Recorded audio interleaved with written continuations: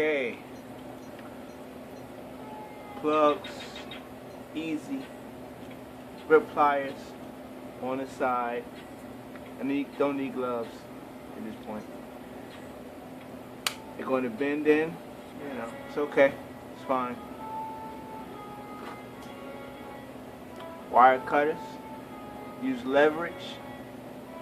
Pull them out. Side to side, a little bit, rock it a little bit. And pull it right out. Once you got it out, don't too fast. Boom. There you go. I suggest get a whole bunch of them. Or do them as you come across them. You know. Take it out. Bang.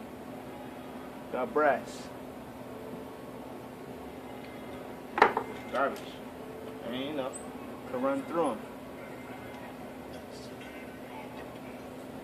Really fast. Bingo.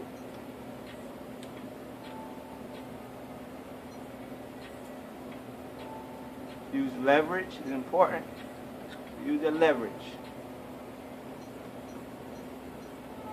Put the wire cutters against the metal part of the pliers and push against the pliers. And use that. Pull it right on up. No, don't force it out. Alright, that's brass sockets. Some are steel, so use a magnet. And there will be a lot more. Stay tuned.